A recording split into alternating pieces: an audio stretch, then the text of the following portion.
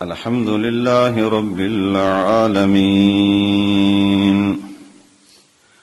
والعاقبة للمتقين والصلاة والسلام على سيد الأنبياء والمرسلين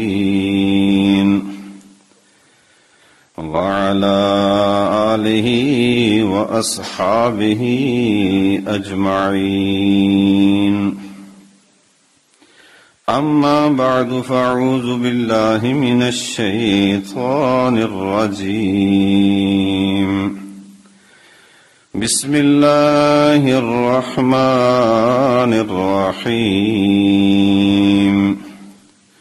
وعلمك ما لم تكن تعلم وقد قال الله تبارك وتعالى في مقام آخر إنا أعطيناك الكوثر آمنت بالله صدق الله مولانا العظيم وبلغنا رسوله النبي الكريم ونحن على ذلك لمن الشاهدين والشاكرين والحمد لله رب العالمين.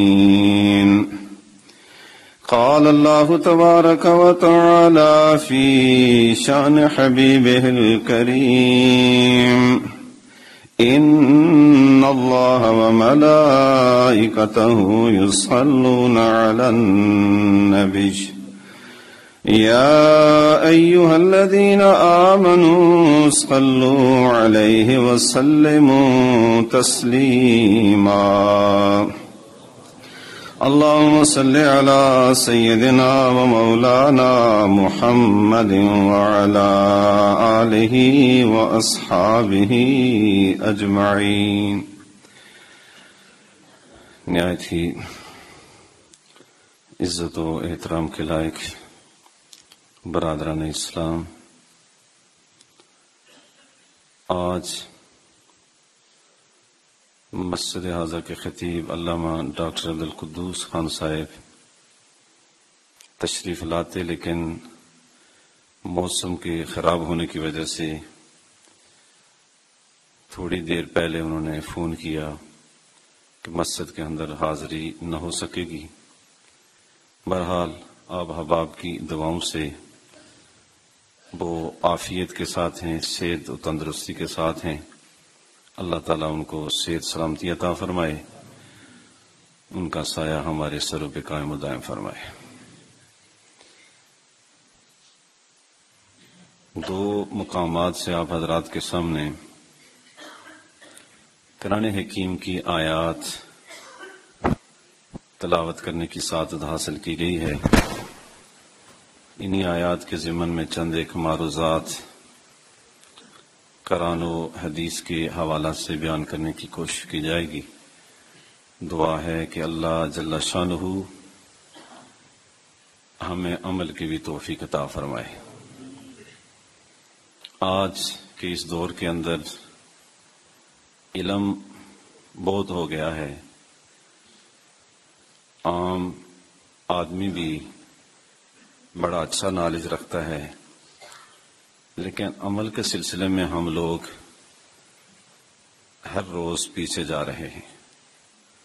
علم تو ہماری صفوں کے اندر روز بروز آ رہا ہے، لیکن عمل کے میدان کے اندر ہم ہر روز پیچھے جا رہے ہیں. کوشش یہ ہونی چاہیے کہ جو بھی خیر کی بات کہیں سے ہم سنیں، کہیں سے ہم پڑھیں، یا کسی مومن کی کردار کے حوالے سے بات ہمارے نالج کے اندر آئے تو ایسی چیزوں کو اپنانے کی ضرورت ہے اور اپنانے کی کوشش کرنی چاہیے. ایک تو اللہ کے حضور دعا بھی کرنا چاہیے کہ اللہ ہمیں عمل کی توفیق عطا فرمائے. دوسرا، انسان اپنی بساط کے مطابق کوشش بھی کرے. آج کوشش کے میدان میں بھی ہم بڑے پیچھے ہوتے جا رہے ہیں. اللہ جل شانہ ہماری ذوب حالی کے اوپر کرم فرمائے. یہ ہمارا خاصہ ہے، امت محمدیہ کا خاصہ ہے کہ ہماری شکلیں نہیں بگڑیں گی. بصورت دیگر سابقہ امتوں کے واقعات قرآن و سنت کی روشنی میں جب ہم پڑھتے ہیں تو ایسی صورت میں اللہ کے حضور ہم شکر بجا لاتے ہیں کہ وہ ساری کی ساری قباحت آج ہمارے اندر موجود ہیں، لیکن اس کے باوجود یہ کلمے کی برکت ہے، حضور نبی رحمت صلی اللہ علیہ وآلہ وسلم کی تشریف آوری کی برکت ہے کہ انسان کا چہرہ وہ بدلے گا نہیں، ویسے ہی رہے گا. بہرحال یہ ایک الگ موضوع ہے. جو آیات میں نے آپ حضرات کے سامنے تلاوت کی ہیں یہ ہے حضور نبی رحمت صلی اللہ علیہ وآلہ وسلم کے علم کے حوالہ سے. ایک بات ذہن کے اندر رہی کہ حضور نبی رحمت صلی اللہ علیہ وآلہ وسلم کو اللہ جل شانہ نے بڑے مقام و مرتبے سے نوازا ہے. آقا علیہ الصلوۃ والسلام کا انسانیت کی دنیا کے اندر کوئی ثانی نہیں ہے. حضرت آدم علیہ السلام سے لے کر قیامت تک آنے والے جتنے بھی انسان ہیں ان میں جو اشرف ہیں، جو اعلیٰ ہیں، جو افضل ہیں، وہ ہمارے آقا دو جہاں صلی اللہ علیہ وآلہ وسلم. اللہ رب العالمین نے آقا علیہ الصلوۃ والسلام کو ہر خوبی عطا فرمائی. دیگر انبیاء اکرام کے جو اللہ رب العالمین نے معجزات عطا فرمائے تھے وہ سارے کے سارے معجزات حضور علیہ الصلوۃ والسلام کو عطا فرمائے گئے، لیکن اللہ رب العالمین کے حبیب صلی اللہ علیہ وآلہ وسلم کا ہر ایک معاملہ، ہر ایک چیز متناہی ہے، اس کی حد ہے. جیسا کہ اس مثال سے ہم سمجھ سکتے ہیں کہ ایک بہت بڑا سمندر ہے جس کی گہرائی کے متعلق عام انسان اس کے اوپر رسائی حاصل نہیں کر سکتا، اس کے طول و عرض کے اوپر بھی وہ رسائی حاصل نہیں کر سکتا، لیکن اس کی حد تو ہے نا، وہ اللہ کے علم کے اندر ہے کہ اس کی گہرائی کے اندر کیا چیزیں ہیں، اس کے اندر کیا چیزیں پنہاں ہیں، اس کے طول و عرض کے اندر کتنی لمبائی کتنی چوڑائی ہے. لیکن ایسا نہیں ہے کہ سمندر ہو اور اس کا کنارہ نہ ہو، سمندر ہو اور اس کی گہرائی نہ ہو. یہ لازماً ہے کہ سمندر ہے، اس کا کنارہ بھی ہے اور اس کی گہرائی بھی ہے، لیکن عام انسان کے نالج کے اندر عام انسان اس کے اوپر رسائی حاصل نہیں کر سکتا کہ اس سمندر کی اتنی گہرائی ہے، اتنا اس کا طول و عرض ہے. اب حضور نبی رحمت صلی اللہ علیہ وآلہ وسلم کو اس حوالے سے سمجھنا آپ کی سیرت کے اوپر یا آپ کو سمجھنا تو بڑی مشکل بات ہے. لم یعرفنی حقیقتاً غیر ربی یا ابا بکر او کما قال رسول اللہ صلی اللہ علیہ وسلم. فرمایا ابو بکر میری حقیقت کو میرے رب کے سوا کوئی دوسرا جاننے والا نہیں ہے. آپ خود اندازہ فرمائیں کہ رسول عربی صلی اللہ علیہ وآلہ وسلم کے سفر و حضر کے ساتھی ہیں، خلوتوں اور جلوتوں کے ساتھی ہیں.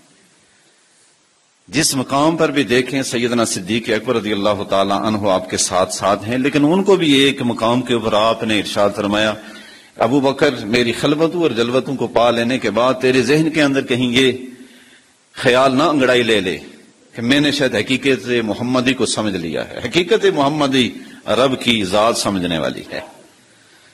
جس طرح کی میں نے مثال دی کہ ایک سمندر ہے، اس کی گہرائی کا عام انسان کوئی اندازہ نہیں لگا سکتا کہ اس کی گہرائی کتنی ہے، اس کے طول و عرض کتنے ہیں. اور یہ خاص کر کے کہ اس سمندر کے یعنی اندر جو پانی کے قطرات ہیں، قطرے قطرے سے وہ پانی کی ایک جو ہے نا سلسلہ بنتا ہے، تو اس سمندر کے اندر اس جو وہ پانی ہے اس کے جو قطرات ہیں وہ انسان کے نالج کے اندر آ سکتے ہیں؟ ناممکن بات ہے، بالکل جس کو کہتے ہیں کہ انتہائی ناممکن معاملہ ہے کہ کوئی آدمی یہ دعویٰ کر سکے کہ سمندر ہے اور اس کے گہرائی اور اس کے طول و عرض کے حوالے سے مجھے ادراک ہے، یا اس کے اندر جو پانی سمایا ہوا ہے ان پانیوں کے جو قطرات ہیں وہ میرے علم کے اندر ہیں.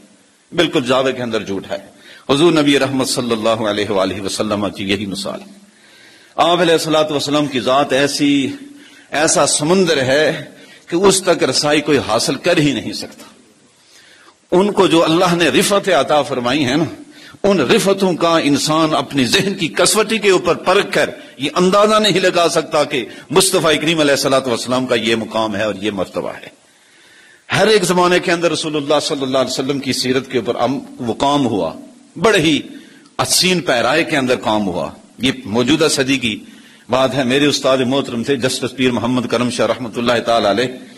1996-97 کی بات ہے کہ ہمارے اساتذہ اکرام ہمیں چھوڑ کر صبح اسمبلی کروا کر وہ ان کے کمرے کے اندر تشریف لے گئے، اور وہاں پر جا کر انہوں نے واپس آ کے ہمیں بتایا کہ ہم سارے اس لیے گئے تھے کہ موجودہ دور کے اندر بڑے بڑے سکالر حضرات کا یہ کہنا ہے کہ موجودہ دور کے اندر اگر سیرت کے اوپر کسی نے کام کیا تو وہ جسٹس پیر محمد کرم شاہ.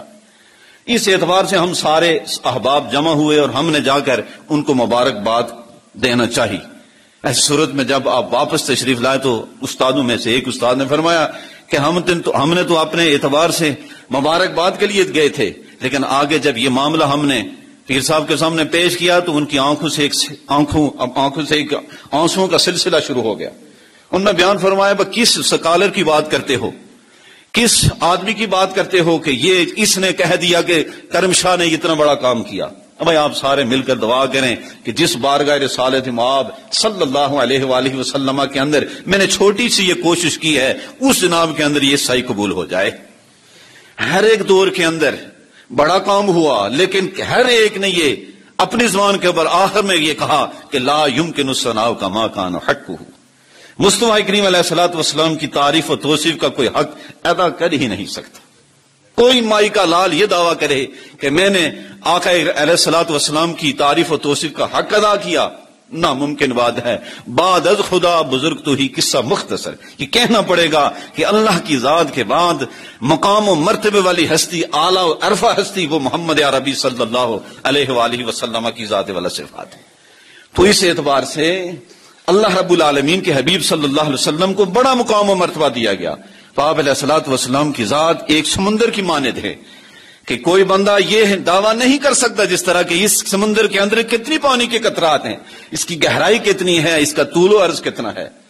آپ علیہ الصلوۃ والسلام کا مقام و مرتبہ عام انسان کے فہم کے اندر نہیں آ سکتا، لیکن اللہ کے علم کے اندر ہے.